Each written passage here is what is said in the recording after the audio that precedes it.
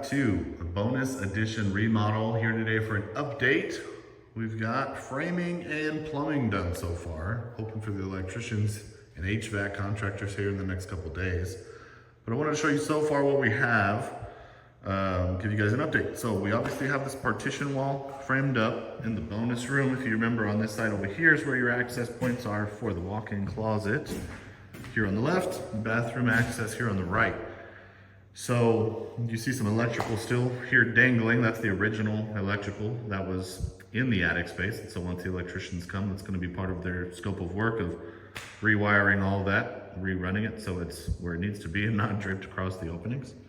So let's take a look at the plumbing, some of the stuff you see now that wasn't here before. So this stuff here, that's a future sink and the drain line for the sink for a dry bar that's going to be right here. The homeowner as of right now is not planning to put a sink there, but in the event down the road, we're pre-plumbing for it, and then we'll put an extra electrical outlet under that space for a garbage disposal in the event that they decide to add one, or potentially future homeowners decide to add one there. So now going into this space, let's take a look at everything we've got now. It's quite a bit of new stuff to look at. So we'll look at all of it step by step. So here's the sink where the vanity will be. So here's our hot and cold lines, drain line. You can tell the hot line because it's red. Red is hot, green is, or excuse me, blue is cold. This blue actually that you're seeing here, that comes down and goes through there, through the floor.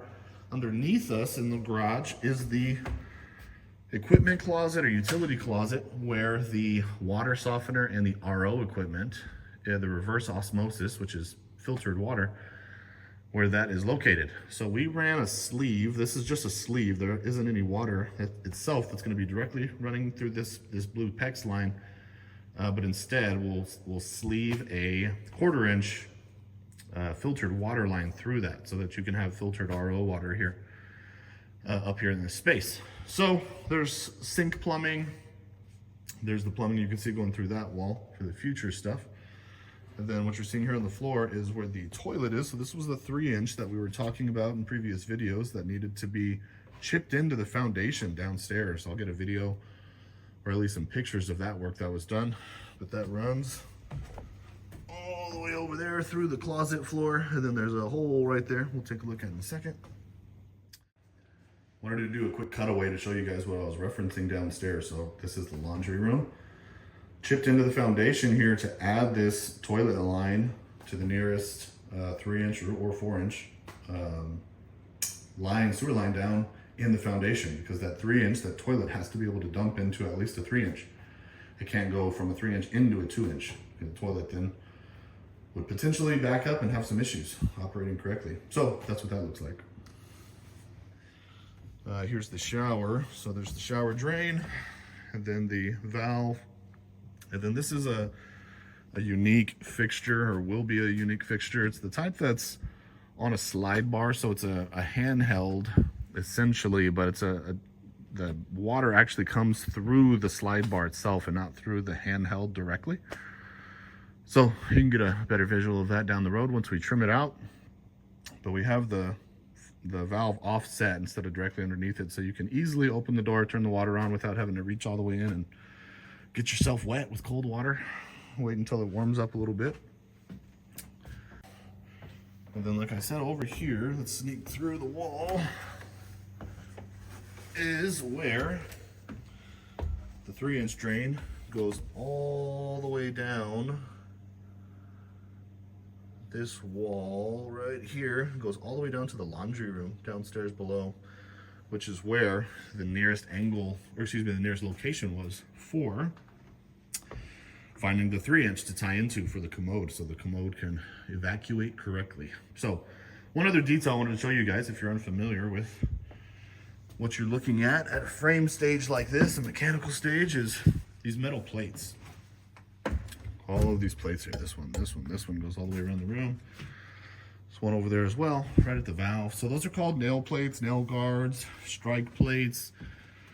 And the purpose of those, as you can see, that PVC line, that white pipe running through the studs, the purpose of that is so that when a cabinet comes in here, or a mirror, or somebody's going to maybe put a picture, or towel bars, towel hooks, towel rods, those kind of things, robe hooks, that you won't accidentally drive a nail through the stud and into the vent pipe. So if you've ever tried to drill anything in your house and you're hitting something that you're positive is metal on the other side, because you just can't get that screw, you can't get that nail to go past the 1/4 inch or 1/2 inch of sheetrock, there's a good chance you're hitting a nail guard. So that's there for a reason, which is a good thing. So I don't recommend you going out and getting a drill bit and drilling through that, because there's a reason why you can't get through it, because it's protecting something. You'll also see those too with electrical lines as well. We don't have the electrical, the new electrical done yet, but you only see those typically at larger service areas where a lot of electrical stuff is coming through a wall, or if the electrical wires are too close to the edge of the stud. So in the event that happens, I'll show you guys if an electrical wire is needing a nail guard or not.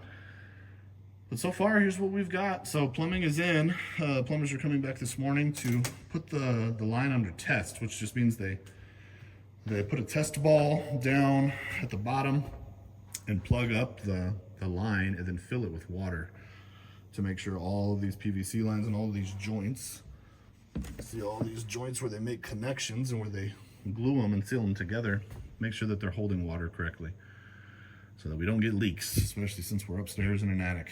So they'll be back to do that. Electricians and HVAC contractors are hopefully going to return tomorrow. One other quick thing, all this blocking, see BLK, just short for blocking, that's something me and the homeowner walked around and marked together.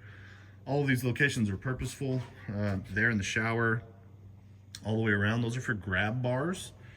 So in the event they ever add a grab bar, if they have somebody that's maybe needing assistance with standing up or walking around, whether it's elderly or somebody that's potentially handicapped, for ADA requirements or to satisfy ADA things of that nature, or just if they just want to add them there. So there's a nice sturdy area to screw into, to drill into, for really solid grip, to really hold the hardware that would be mounted in there. Same thing here, these are for towel bars. Over here, those are for towel hooks, and these are pretty standard height. So we typically do our towel bars in line with an electrical switch. So the electrical switch to turn the lights on and off will be right about there. So it's exactly in line with those. These are purposeful in terms of the height above a countertop, because you don't want a towel necessarily just hanging on a countertop, a wet towel. Not that it being wet is a problem, but you just don't want the towel hanging on the countertop for aesthetic reasons, obviously. Same thing over here, either towel rings, towel hooks, robe hooks, and then over here is actually for TP blocking. So that's for toilet paper to hold it. So again, just to mount it in the wall. I'm sure you guys, I have myself dealt with toilet paper getting loose because your kids bang on it, and it ends up getting loose in the sheetrock and constantly falling out and getting wobbly in the wall, and that's annoying. So you block for it. That way when you screw into the wall, it's nice and solid. You're not gonna have any issues, won't wiggle on you, won't move around. So that's what all of that blocking is for. You can do blocking as well in places like this. If this were to be a TV wall, which it's not, then we'd also block there in the middle, so that whenever you put your TV mount on the wall and hang your TV on it, it's nice and sturdy, and you don't have to worry about that thing falling off and you breaking your nice expensive TV. So that's what we've got so far. Exciting updates, excited to show you guys more as the electrical and the HVAC stuff comes in. But thank you for following along.